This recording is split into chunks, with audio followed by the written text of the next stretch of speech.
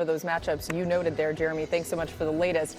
Welcome. We're here. Let's start this thing off. We've got Dan Orlovsky, Peter Schrager, and Jason McCourty here, our regular Thursday crew. Dan, how will Buffalo try to make things difficult for these Dolphins, this defense specifically tonight? You'll see a lot of times tonight 2 and 3 tight ends on the field for Buffalo. It's the #1 offense in the NFL when they do that.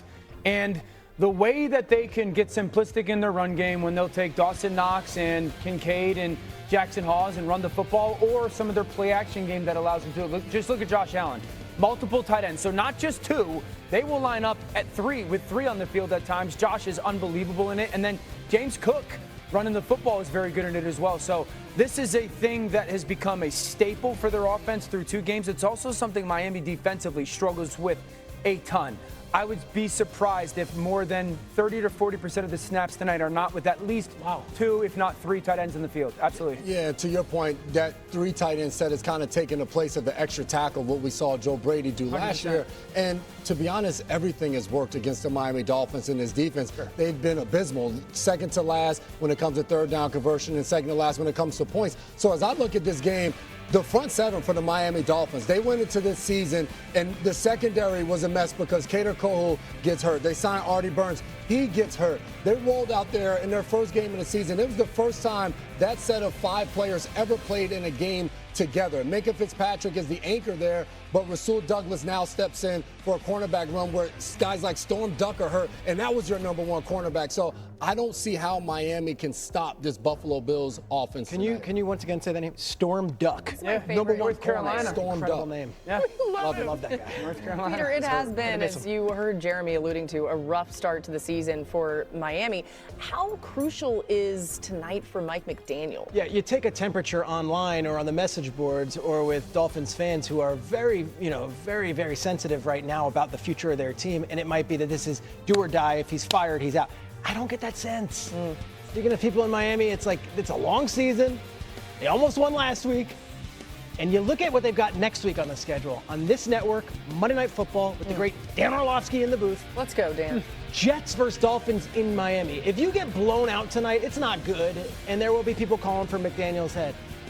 If you lose to the Jets in week 4 and start the season off 0-4, losing on national TV 2 weeks in a row, losing to a Jets team that did not look great on Sunday at home, that's when we start really talking about this. But I don't think a loss to the Bills, who are Super Bowl contenders, is going to be the reason Mike McDaniel loses his job. Yeah, Mike McDaniel, by the way, 3-13 in his head coaching career against teams with a winning record. So it's part of the bigger picture as well. All right, let's get some top stories here. Adam Schefter joining us now. Every now and then, but not often.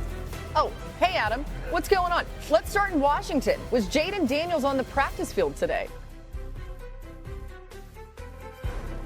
Laura, moments ago, the Commanders' official injury report was issued, and Jayden Daniels officially was a did not practice today for a second straight day. The tone the Commanders are using suggests that Jayden Daniels right now might have a tough time being out there on Sunday. They said as soon as he would practice would be Friday. I don't think it would be a surprise if Dan Quinn ruled out Jayden Daniels on Friday, and if Daniels can't go, then Marcus Mariota would start Sunday against the Raiders.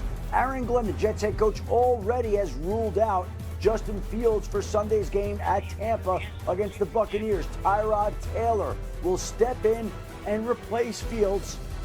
Jets play in Tampa this week before that noted Monday night game against the Dolphins, so Fields will have a little extra time to try to get through concussion protocol and clear it next week. And moments ago, the 49ers practice got underway in Santa Clara, and for the second straight day, Brock Purdy is on the practice field. Now we'll see whether it's a limited practice, a full practice, but he is out there, and as Kyle Shanahan said yesterday, there is a chance that Purdy will be able to play in Sunday's big matchup against the NFC West rival Arizona Cardinals.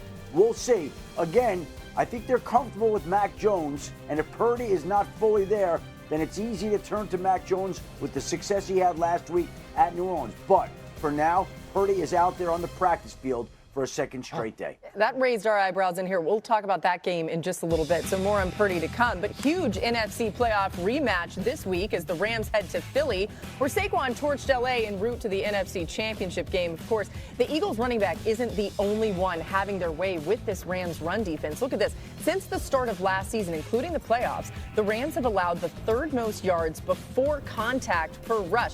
As far as Barkley goes, he's had 200 rushing yards twice in his career.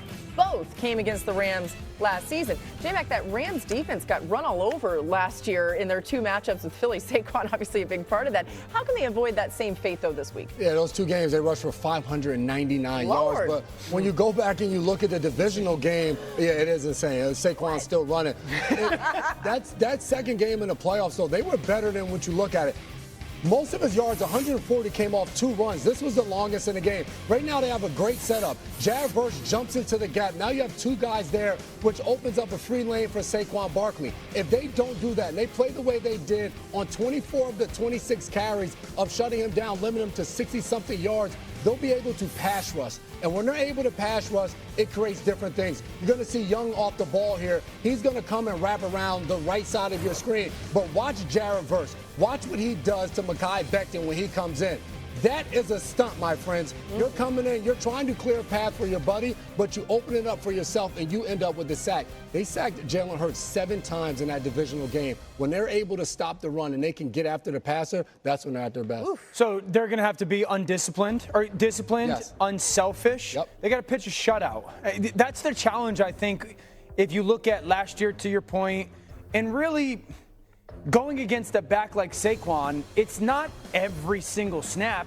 It's not the one snap, it's every snap. You know, like this 4-man front, I think the couple things. You got to set edges, you got to have gap integrity, and you can't just scrape over the ball just because you want to scrape over the ball. Like 5-man front, set an edge. The one person who matters the most here is that backside backer. And you can see him peeking like, do I want to get front side? Do I want to get front side? Nope.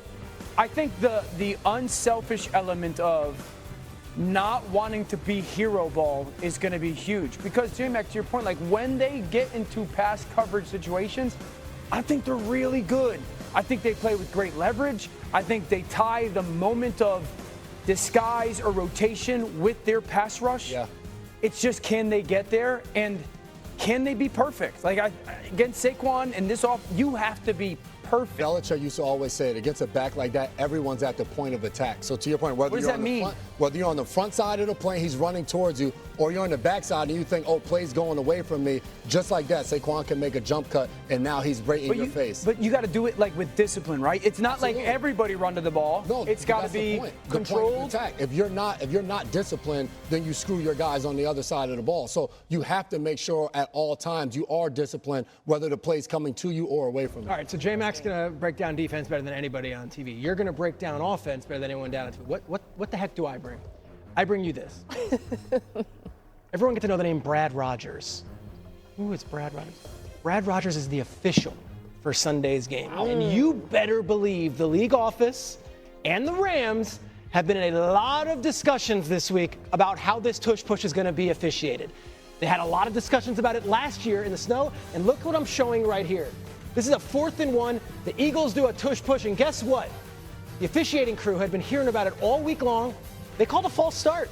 They called a false start on they called a false start, and they're going to be aware on both sides of this. It's going to be a point of emphasis. I love this. This is a tush-push from the Rams side.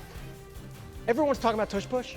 Are they jumping too early doing it? Jason Kelce came out and supported it, of course. Rams were against it. Am I accurate with that? Yes. Rams were very against it. And McVay was one of the leaders saying it's just not a football play. You better believe Brad Rogers, the official, will be all eyes on those third and short. Brad Rogers. I got a Brad Rogers jersey at home. Who doesn't? Who doesn't? Zebra. You might have Herbert. You might have Lamar. I got Brad Rogers. I watch the officials. He's going to be a key figure in this game, how he calls this game. High school Foot Locker employee? You got it, with a whistle. That's incredible. By the way, the Eagles have already picked up 6 first downs this season via the tush push. The rest of the NFL has 5. For reference of how well this is for another division game in Week 3, hosting the Broncos, and zone will be a hot topic in this one. Bo Nix already has 4 turnovers this season. All 3 of his interceptions have been against zone coverage. That's tied for the most in the NFL. Now, zone defense is nothing new for the Chargers. It's what they do under Jim Harbaugh, third highest rate in the league since he took over a year ago, and they do it well, leading or co-leading the NFL in picks and pass breakups in zone coverage, also top 5 in pressuring the quarterback. Dan and J-Mac, why is that Chargers defense so tough on QBs? Yeah, their zone defense often plays out and feels like a man coverage. I think there's two kinds of zone defenses. One where a defender is taught you have this area, you're running to that area no matter what, and you have the area. Spot dropping. And then the Chargers play what we kind of call like a match zone where they're really playing concepts of an offense rather than coverage of a defense. So this starting point